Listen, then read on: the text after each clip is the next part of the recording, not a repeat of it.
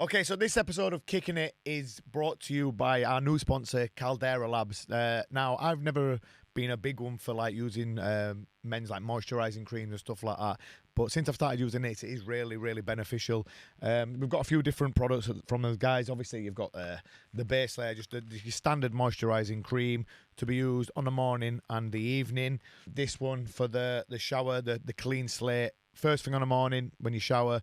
First thing the last thing on the evening as well, and just makes your face feel really soft and smooth when you get out of the shower. This one, I really like this one. This one, this is a really, really good one. Now this helps you apply this just a couple of drops on a night time just before you get into bed, and it makes your skin feel like a little bit tighter. It helps with wrinkles, makes it smooth, and like I say, I've not really been one for like keeping up a routine with like men's facial creams and stuff like that, but I am getting a little bit older now. So yeah, I found these really beneficial and work really well. As always, yeah, you can use code KICKINIT. You will get 20% off. So yeah, Caldera Labs, give them a follow on Instagram, and yeah, get some. Right, Nico Carrillo, been a lot going on, mate, since you were last on this podcast. 3 world titles, beating Thai champions. On the brink of probably getting a big contract from one championship if you win this next fight against Muangthai, mate. Just talk to us briefly, because obviously we want to talk about this fight with Muangthai because it's on a massive show, on a massive stage. You've just had a big knockout on one in your last fight. We want to talk to that. But just talk to us a little bit first about the journey getting there since you've last been on here, because there's been world titles, there's been your double champion at WMO, beat Sexan. Just talk to us a little about what's been going on, mate. I'm trying to think who the last person was that I fought when I was on the podcast last. Were you getting ready to fight? Oh no, I can't even remember, mate. I think I was getting ready to fight Kennedy. Yeah. Well, Kennedy won it. Yeah, about 2.5 years ago now. Aye, because it was just after. Aye, that's right, mate. Aye. Yeah. I was getting ready to fight Kennedy. I knocked him out in a couple of minutes in the first round. After that, that year, I had 4 fights, 4 knockouts. So 4 fights, 4 knockouts. I beat Mo for the Intercontinental Isca title, and I fought Jack Kennedy, and then I fought Spanish number 1 Danny Malero on Alex Foreman's show in Liverpool, and I must have gave him about 40 stitches in his face. He would tough him, to be fair, mate, because you ruined his face. So tough, mate, but I went into the fight with such an ego, man. I've learned so much from it. I went into the fight with such an ego because I'd knocked the last 3 opponents out. I'm just going to knock him out.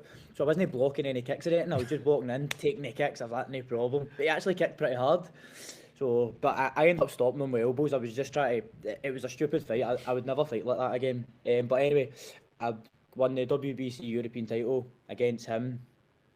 And then following on to the next year, I fought for the Isca world title against Jeremy Monteiro, who just fought Mo Abderrahman at the time and knocked him out with like a scissor knee or something.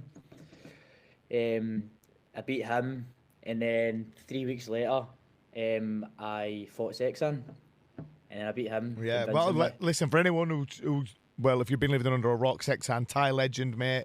Been around the block, and since then, Sexan has been in some good form as well since that fight. So it's not like he's washed up or anything like that, mate. That was a great win when you think back to what he's done since you beat him.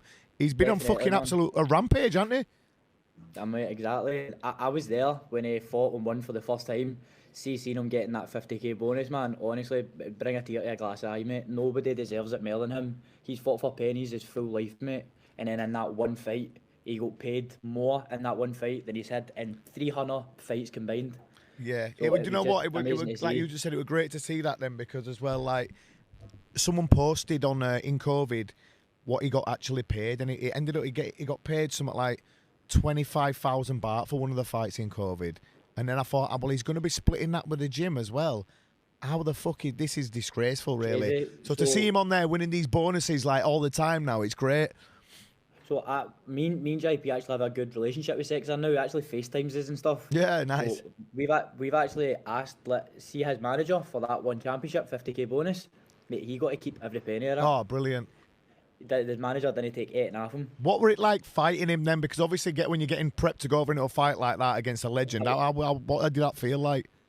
So it's funny, right? So see, 3 weeks before that, I fought Monteiro for the Isca World, and before I walked out, I was just laughing and joking and talking, and it was just it was just like me walking right now into the ring and fighting, sound, and then 3 weeks later, you couldn't get a word out of me in the changing room for about an hour and a half, 2 hours. I just wouldn't speak. It was like my lips were glued shut. and I don't know if it was maybe just because I knew I was fighting Sexan. And I remember standing, we were both, there's a picture of us both standing as we're about to walk out. And I remember just staring at him for ages. I was like, this is fucking mental. Yeah. This is mad. Yeah. Yeah. I was just staring at him for ages. Then when I got in the ring, I was just looking at him like, fucking pinch me, man. This is crazy. Coming back to what you just said about when you fought Montero, the guy who you just didn't block any kicks against.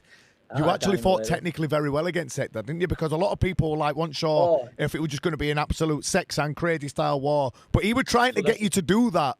But you fought technically very good, and you showed like a total. You'd been blitzing everyone and knocking him out, but then you showed you can fight technically very sound as well in that fight. Exactly. That's what I wanted to prove. So after a year of knockouts, knocking everybody out in a year, I then went to Fort Montiero, and I went to a kind of more Thai style approach, like technique, and I took him 5 rounds, won unanimously. And then for Sexan again, I think it showed. A lot of people don't know, a lot of people expect me to get into wars, but a lot of people don't know that I am actually a really smart fighter. Like, see out on One Championship, you always hear the commentators say, the Thais are just downloading information the first round. I am very much like that myself. I can adapt to any fight and pretty quick. Obviously, people always want to see you get into wars, but I wasn't going to get into a war with Sexan. You could see that he was getting frustrated when he was trying to run at me, and I was just parrying him to the side and restarting. Yeah, you did some really nice like stepping off and kicking and moving and little tricky stuff that I don't think you were ready for really. No, and as people seen the fight getting matched up, it was like, this is going to be a war. But the way me and JP trained for it was just like, nah, let's make this fight as easy as possible. And the fight was really easy for me. I made it easy for myself by just no warring. Yeah. And just using my feet, moving, scoring. I've heard a rumour that he's fighting your best mate, Nathan Bender, in this Sexan. I've heard that a rumour on the One Lumpinee show, on the same card as you. It's true. Yeah. So I don't even know if we're allowed to say that, but I've said it. Fuck it. Hopefully by the time this comes out, he'll get announced. I'll probably get in trouble. But yeah, mate, that'll be... The thing is, Bender, he's just been in his last few fights. He's just been stood, standing, swinging. So I can see that fight just being absolutely ridiculous. Because... That's what I'm saying. I think obviously Bendon's got a bit of an ego when he fights, so he likes to war. Do you know what I mean? Like, he won't be able to move it the way and kick and all that. He enjoys fighting, doesn't he? He says it all the time. Yeah, I enjoy fucking getting punched up. So I think it will play into Sexan's hands. If there's one person you don't just want to stand and go to war with, it's that guy, innit, really, to be fair. Exactly, mate. Right, moving on quickly on for that. So after that, 2 WMO world titles come to you. Then talk to us a little bit about them, because you're double champion at 66.7 kilo and 69.5 or 70, whatever it is. Yeah. That's aye. What happened? I was a wee bit inactive in the summer because obviously we know why. Yeah. and then I fought for the WMO world title. I was meant to fight a few different opponents. But you know, the WMO are really strict about who's in the rankings, and it's the way the WBC used to be. Mate, do you know what? I've said this for a while now. WMO are probably the best ranking set you can get outside of... Obviously, One Championship is where all the elite guys are going in Lumpinee and stuff. But outside that, the fairest rankings and the strictest are WMO, in my opinion. I would say so, mate. I would say so. And so... JP was saying, what about this opponent, what about that opponent, try to do hard fights, and they were just, no, we don't recognise him. And then we end up getting Malatesta, who they recognised, so that was it. I fought him at 70, made light work of that, and then I fought, obviously I was meant to fight Sajad a few months later. Mate, I was so looking forward to that fight, as well. But we spoke about this. I don't think they didn't have any intention of ever coming, did they? They didn't, mate. They didn't at all, man. Because then after it, Sajad put things on Instagram saying stuff like, I wanted this fight to happen, but I fell off my scooter and I had this arm infection and stuff, and it was just like... And then 2 weeks later, he's fighting again in fucking Rajat Amnern. Exactly. Yeah. It's annoying because I went and trained so hard for it, man, and then I seen him. I was just in to see when I fought him one just recently there. I seen him fight Yod Coupon, and I was not impressed at all, man. I blew my way in 2 rounds. Yeah, mate. Wasn't impressed at all. The thing is with that now, like, you're at 1, he's at RWS. It's probably not going to happen now unless something happens with him coming across to one and stuff like that. Do you know what I mean? Exactly. Yeah. Exactly. So then you moved back down weight, and then you won the WMO world title again at the lower weight, didn't you? That's it. I fought the champion. Yeah. So Pasquale held the title. Ah, yeah, beat Ponksari, didn't he? He beat Ponksari for it. So I went in and then I beat him, and I was pissed off. But you see the thing I put on Instagram after it with Conor McGregor. He's like, "Where the fuck is my second belt? I've already got this one." Yeah. Mate, that's how I felt, mate, on the day. Pasquale walked away with his belt. I was like that in the belt, mate. I get a picture with. Did he? Belts, mate. That's what, mate. Aye. You can't lose it. You can't lose it, God. You know, I'm taking this with me still. Crazy, mate. I wanted, obviously, the vision was both the belts on my shoulders, mate. Double champ, but fuck, it is what it is. Right. So then after that, you got on to one Lumpinee. Now, that was a tough fight against that the Turkish. I can't say his name. You say it. Furkan, that's it. Yeah, because he's a tough kid, mate. I watched him fight Rambo and I watched him fight others, and I knew that fight would be a tough one. But again, in that third round, when you picked it up, you absolutely blasted him. And to be fair, mate, I was watching the fight and I was thinking, just please go down, because he just stood there when you stopped him, and he was just bam, bam, bam, and he's I was like, just go down, please go down, but he won't go. I think if it ropes one of the areas that maybe went down, but it was crazy that he stayed up. But it was so many punches with his hands down here, and he was just getting bobbed a bit. But fair play to him, some chin for staying up, man. Very. I would that on your first fight, especially being on the Lumpinee show in Lumpinee Stadium, first fight on one. Were you nervous going into that a little bit, or was that just another day at the office? Mate, I was nervous, but it wasn't like. I'd been more nervous. It was more just I was seriously in the zone. I was seriously hyped, fired up. It wasn't scared nervousness. It was just excited nerves. Yeah. Just ready to go in and do a job. But in the first round, again, it was. I knew who I was fighting, a bigger opponent. So I was very cagey in the first round. But people were saying it was a close fight. But when you watch it back, what I'd done to him in the clinch. Yeah, they were ridiculous, mate. You were well stronger than in clinch, It was clinch rate, it really, wasn't it? Yeah. Because and one Lumpinee, they're letting the fights go in the clinch. Yeah, they are. But still, it's weird because they're letting us do it in Lumpinee and then still outside of Lumpinee. They're not really, not break, get off. But it's good to see that they're still letting the ties work and letting, the strong clincher style work. Because there were a lot of times in that fight where you were ragdolling him and kneeing him and he wasn't replying. Exactly. And if that might have been on one of the other shows, they might have broke it, but it was good to let it go in that because you got to bang some big knees into him.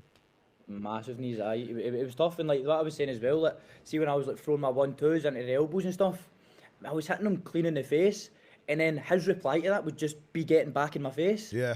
But normally when you hit somebody like that, they'll be a bit cagey, back off a wee bit. He was taking the punches and then coming to me. I was like, hold on a second, them Turkish style fighters are fucking mental, mate. They just come just to go crazy every single fight. So after that, then now, massive fight. You're on one of the big shows in Lumpinee. Now, obviously, what everyone's fighting for on one championship is getting the contract to go out onto these big shows, the big money, and then obviously you're fighting Muangthai, who's already signed to these bigger shows. There's going to be nowhere left to go when you beat him here, is there? You've got to be on the big shows, on the main cards.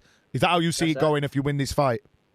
100%. When I win the fight, this is why we asked for the fight. After the fight, they came up to us and said, right, what's next now? I said, Muangthai, get me Muangthai. I know Muangthai was on such a good run, and then you stopped that, and then he's picked right back up again because he beat Kuzmin, and he beat Chupiev. Mate, I thought he beat Kuzmin better than Agati beat him, to be fair. Aye, exactly right. And then he beat Chupiev, and that, if I'm saying it right, and he just beat Ramanzanov. Exactly, and he just fought for title as well, so. Exactly, mate. So the way I see it, mate, I'd say Muangthai's probably ranked 6. Probably not in the top 5, but he's ranked 6. But it's high ranking, do you know what I mean? The way I see it is beat him, and I'm top ranked. Yep. And that's it, mate. It's just obviously you've got it on your mind, I've got it in my mind, I've got gold in my mind, mate. That's all I can see, mate. 100%. What weaknesses do you see in Muangthai's game? Because for me, when I fought him, his strengths also seem to be his weaknesses. Because you know he's just going to come forward at you. And he's very good at shutting the range down, which is what surprised me because he was quite far away, and then all of a sudden he was right in your face. But like I just said, then his strengths like that for fighters like our style who can punch very hard and explosive. That strength is also going to be a weakness. Well, exactly what you said. That's what we've been working on. We know that he rushes forward, and he's just relentless pressure. So that we know that he's going to do that. But I think it will play into. I think I'll lay traps for him. I also think I'm very good at fighting southpaws. My right kick is very good against southpaws, and I kick much harder than him. So I think that will work for me. Also, when he kicks, you can see it coming from a mile away. He does this like wee walk before he kicks, and see when he kicks, he throws everything into it. He does, and he off balances himself after it as well. He off balances himself. So see if you just catch it, and then boom boom, hands on the end of it, because it's not like throwing a kick and then he can stay like strong. If you catch a kick, he's off balance. Yeah. So you just need to whack him there right away. So the game plan's going well. I mean, I'm already fitter and stronger than I was against Furkan. So I just don't see how he beats me. Yeah, and obviously coming down to the lower weight division this one as well. So you're going to be absolutely you're going to be bigger, stronger, faster, mate. So after that, beat Muangthai, who would you call out in the top 5? I can't remember who was in top 5, to be honest. But who would you see next to be? Mate, honestly, after I beat Muangthai, just anybody in the top 5. I know Samapech is in there. Oh, yeah, Samapech, yeah. I reckon that's who they would give me after I beat Muangthai. I think you'd knock him flat out, to be fair. Mate, flat out. Would, mate. The thing is with Samapech, I always see him as a bit of a bully style. If you let him work, he'll smash it a bit. But as soon as you hit him back, he falls to pieces. It's the same as Kalubdan. Yeah. Yeah, 100%. Both of them too. Stuff's gone their way, it's amazing, but as soon as a bit of pressure gets put back on them, it's like they crumble. Yeah, mate. The thing is, go on. You go, mate? No, go on. Say what you're gonna say. I mean, I was just going to say, mate. I can get pressure put on me, mate. Like it takes I've got no quitting me. Yeah. So that it's, do you know what I mean? But these ties have always got to be an inch of quitting them, man. They always have had. So. Right, mate. Give us a prediction of this Muangthai fight before we go on. Knockout, which round? What we saying? Knockout, mate. Yeah. It won't go at the third round. Yeah. Mate, thank you for joining us. I know you've got a busy schedule going on here and there. Well, it doesn't look. It looks like you're just playing up beach here and lovely, but you're in Marbella, aren't you? And you're training hard with JP and that, mate. I just finished training there, mate. There you go. To do this. Thank you for just giving us a little bit of time, mate. Massive good luck. I'm still going to try and make it out to that show because it's one of the biggest shows that Lumpinee are going to put on this year, isn't there? I've just seen Sam Ayres main eventing it for the interim title versus Prajanchai with a rematch. Obviously, you and Muangthai, we've already let the cat out of the bag about Bendon and Sexan. But even just there, obviously, like those 3 fights alone are going to be fucking unbelievable. So, yeah, mate, massive good luck and thank you for joining us just for a quick chat, mate. Thank you, brother. I'll see you soon, right, mate? Cheers, pal.